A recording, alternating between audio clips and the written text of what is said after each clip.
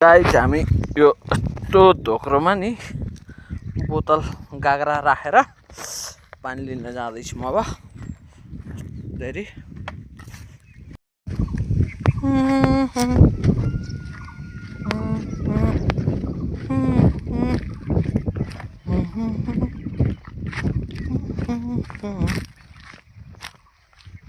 मुनि आइ प्या गर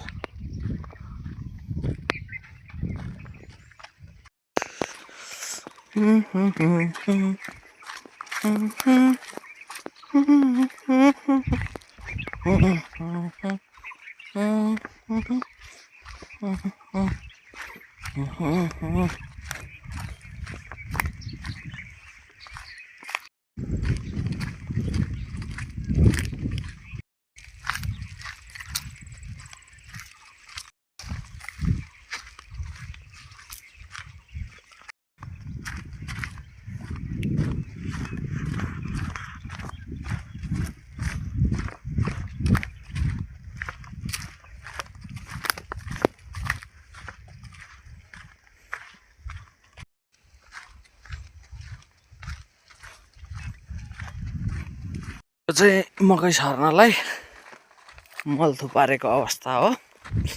यो मल छरेर जोतेर यहाँ मकै छर्ने हो।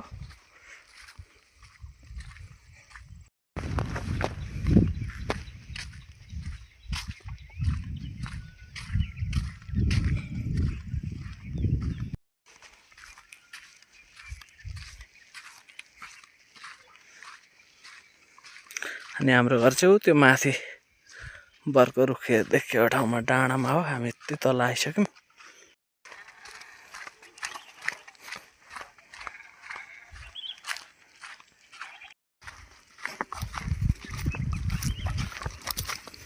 यो बाख्राहरू चर्ने बेला हो यसको अब।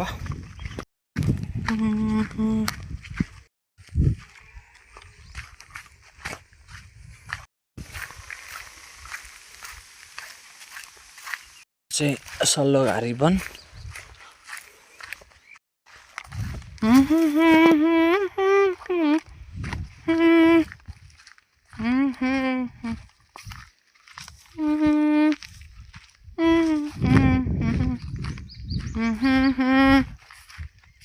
भरि सल्ली फिर झरेको छ सबै।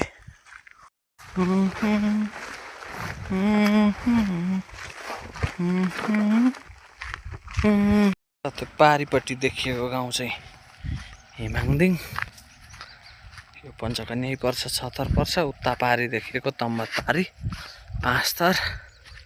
अनि यता सानो देखिएको चाहिँ यो बतासे डाँडा। बस्न छोड्यो घर, जङ्गल भइसक्यो सबै।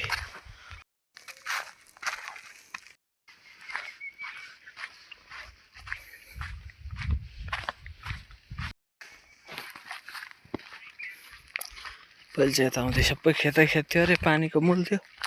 हाल त छैन। यहाँदेखि उता पर हामीले पानी ल्याउने ठाउँमा मात्र छ।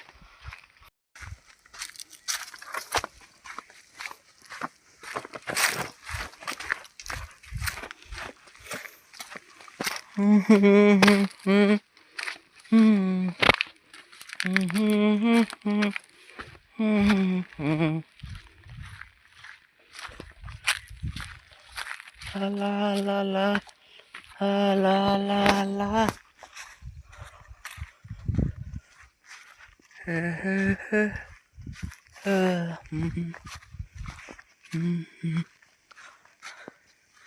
यहाँ पहिले कुवा बनाएको रहेछ। कुवा थियो अनि सिमेन्ट ढलाई गरेर अहिले त पानी सुकेर ढलान मात्र बाँकी छ।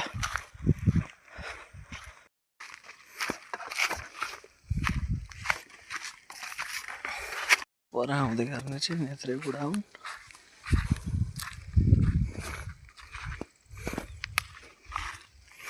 फाइनल्ली हामी हाम्रो पानीको धारा छेउमा आइपुग्यौँ। उता गहिरोमा छ हाम्रो धारा।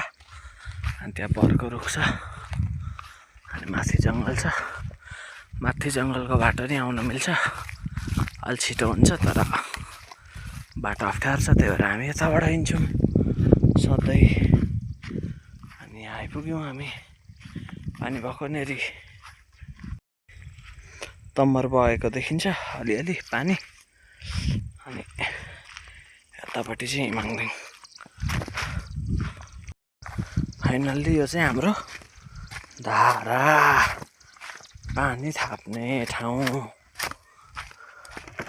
अनि जम्मै यो एरियाको एक मात्रै मूल हामी सरस्वती पूजा लिङ्ग सेलाउन नि यतै आएर थियौँ अनि यो धारामा अब हामी पानी भर्ने यस्तरी बोतलमा टन्न अनि एक दोक्रो पानी लिएर जाने त्यही पानी भरेर सकिएको छ अब यसलाई बोतलमा हाल्ने अनि लिएर जाने